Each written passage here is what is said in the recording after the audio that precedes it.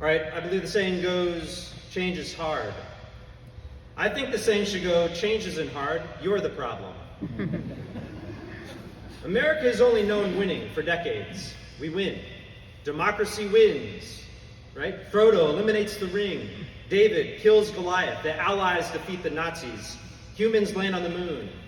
Taylor Swift marries that football player. It's a classic bias. Just because we can point to some underdogs taking it to the champions, Mighty Ducks anyone? Quack, quack, quack. Just because we've lived through the examples of the impossible becoming real does not mean we are destined to win. Winning in this moment is not assured. What is assured, the enemy that awaits, is hungry for victory. Relentless in their pursuit of finding and leveraging advantages. I fear we, as America, are losing the heart of winning. We become distracted by making money, watching movies, playing sports, video games, couples ice dancing for the towers.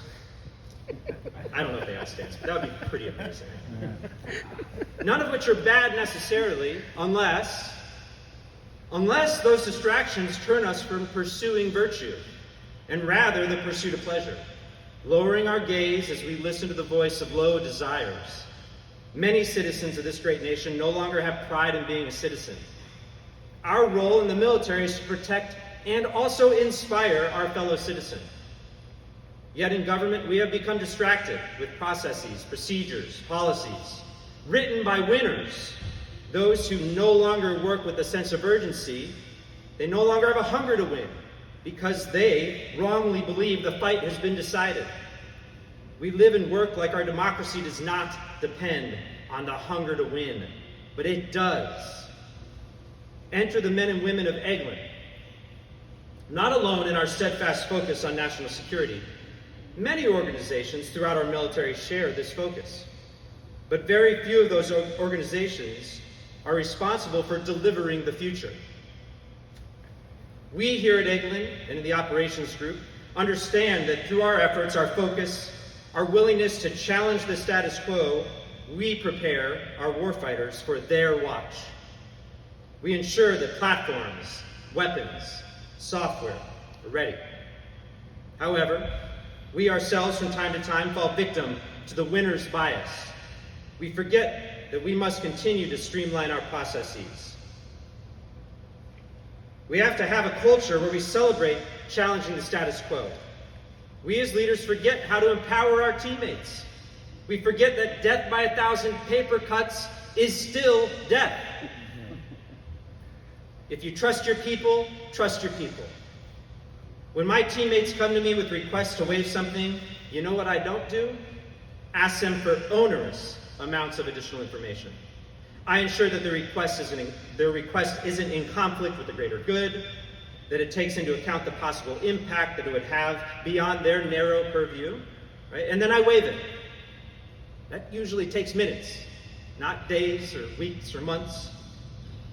Now, of course, there are some people who don't deserve that level of trust, but that's my challenge, your challenge as leaders, to discern that, to mentor and incentivize the right type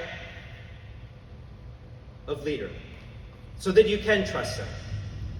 We waste so much time seeking additional information. We hide behind the mantra of change is hard, and we see ourselves as gatekeepers to negative impact that a change request may have. But in so doing, we've bogged down our system and incentivized the stagnation. Change is not hard, unless you're talking about behavioral change. I get that. Working out daily, monster again, come on, buddy. Scrolling on your phone, behavioral change, that can be hard. I get that. But I'm talking about process change, bureaucratic change. That change isn't hard. Change is easy, just do it. We live in a hierarchy. Leaders, or should I more aptly say people placed in positions of authority, are afraid to change. They fear the unknown. They fear their own reputation. They're not willing to take risks. Probably because they've grown up in a world where change could be slow because the threat was far off. We don't need to approve that hiring package right away. Let's think about it. What's the rush? We're winners. I don't think we need to eliminate that part of our mission. Maybe it could be useful, and think of how many jobs it employs. Let's get more information to decide after a year-long study. What's the rush? We're winners. This group, this wing, this enterprise will either be tremendously successful by figuring out a way to go fast and change, or we will maintain the status quo and America will lose. I don't know about you, but I don't want the sting of defeat. The backsliding into a government that subjugates citizens into a level of control that does not adhere to our celebration of freedom and individual liberty. That's what losing looks like. Do not forget that to win requires change, discipline, hard work, collaboration, humility. And that's my call to you. Don't be the problem. Don't rest on your laurels. Don't have a winner's mentality. Have a win at all costs mentality. We are in a competition that will take decades, and we must win.